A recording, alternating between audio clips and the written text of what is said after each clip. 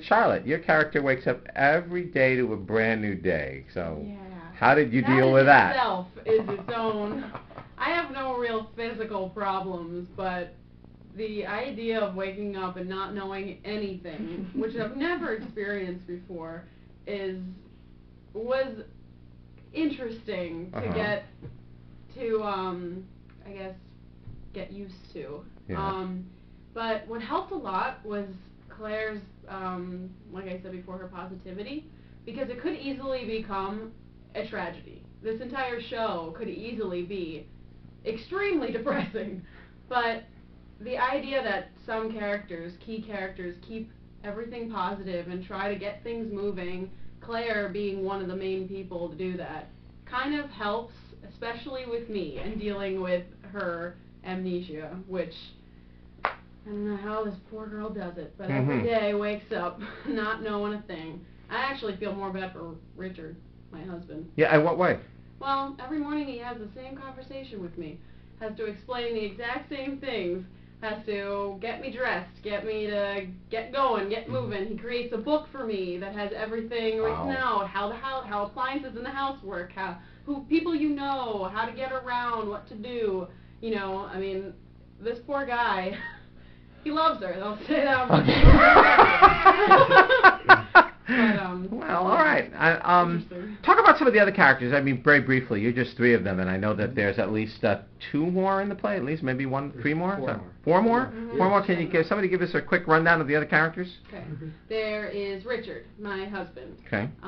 Played by Steve Brockman, who is introduced at the beginning of the play, and he kind of is on Claire's side, trying to save her from the mayhem. Okay. There is Kenny, Claire's son, who is kind of one of those typical teens who doesn't really give a shit about anybody. Okay. What can I say? Give a crap about anybody. And he's kind of angsty, but you learn a lot about him and why he is the way he is, and there's reasons, and he's a great kid in the end, you know. And that's played by John DeMaria. Then we have Heidi, played by Crystal, who is kind of, I guess, Mark, why don't you explain Heidi? Heidi? Yeah. All right. You know her better than I do. Your character, at least. Yeah. I mean, I don't want to give away any secrets about the character or anything, but she's impersonating a cop. In order to help my character out with kind of getting my goal with Claire, and she kind of helps me escape from prison, and she's just a big part of the plan. Millet and I were prison inmates together. Oh my gosh! And, yeah, we were manacled together. We were actually chained together at one point. And, every time you open your mouth, there's like this new odd element in the play. I know. Just wait, there's so much more. And yeah, so like that's her big secret, that she's actually not a cop. And there's Gertie. And then there's Gertie. And Gertie? Yeah.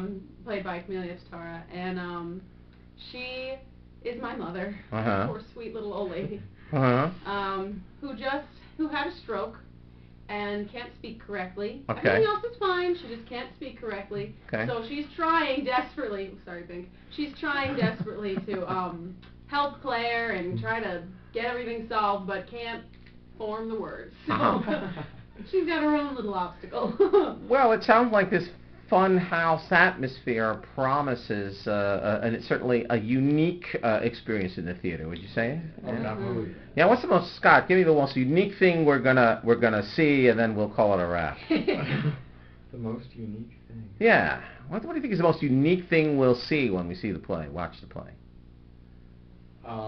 There is a scene of utter chaos. In end of Act 1. In which there are injuries. Okay. Major injuries. Major injuries?